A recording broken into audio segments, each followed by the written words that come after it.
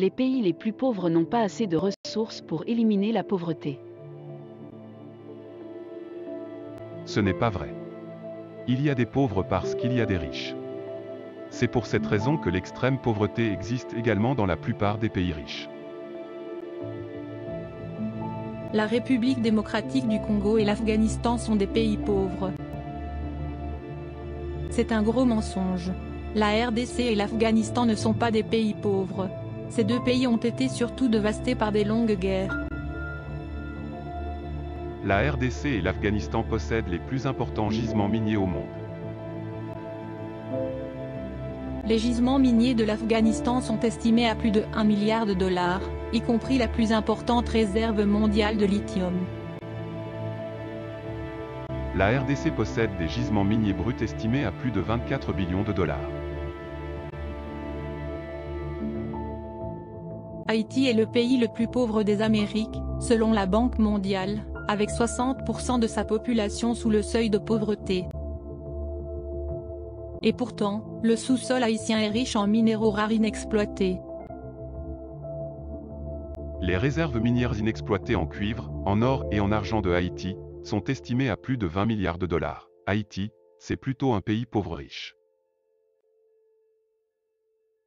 Les populations africaines sont les plus pauvres et les plus misérables de la planète. C'est faux.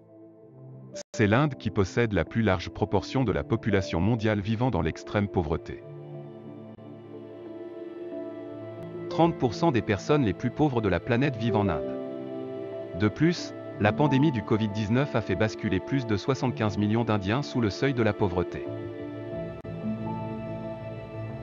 L'extrême pauvreté a reculé au cours des 30 dernières années dans presque toutes les régions du monde. Mais après cette longue période de recul de la pauvreté, la pandémie a plongé entre 119 et 124 millions de personnes dans la pauvreté d'après les prévisions des perspectives économiques mondiales, GEP. L'aide publique au développement contribue à la réduction de la pauvreté dans les pays pauvres. C'est le gros mensonge de l'aide publique au développement. En réalité, le FMI et la Banque mondiale ont fait plus de mal aux pays qu'ils ont prétendu aider. L'aide publique au développement contribue à maintenir les pays pauvres dans une relation de dépendance envers l'Occident. Les pays endettés sont souvent contraints de céder leur patrimoine aux investisseurs des pays donateurs. La globalisation est le système mondial de dominance qui renforce les privilèges oligarchiques. La globalisation a enrichi les plus riches et entraîné des effets néfastes sur les sociétés, les emplois et l'environnement.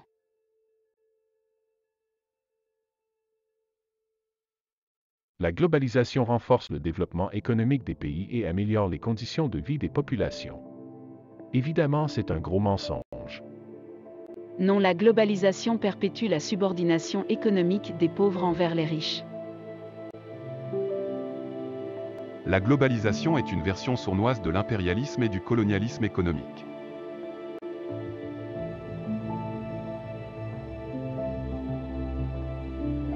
La théorie de l'avantage comparatif est fausse en pratique. C'est un gros mensonge.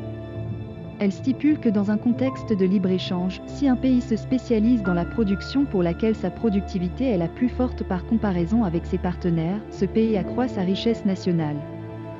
Les économistes prétendent que pour cette production, les pays pauvres peuvent détenir un avantage comparatif dans les échanges commerciaux envers les pays riches.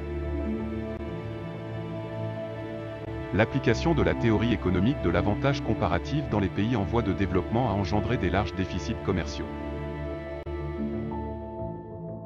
Une autre illusion économique consiste à croire que la globalisation garantit le libre-échange et l'accès de tous les consommateurs aux produits. En fait, les règles du commerce international limitent l'accès des pays pauvres aux technologies médicales. Par exemple, les brevets pharmaceutiques empêchent les patients des pays pauvres d'avoir accès aux versions moins coûteuses des médicaments brevetés.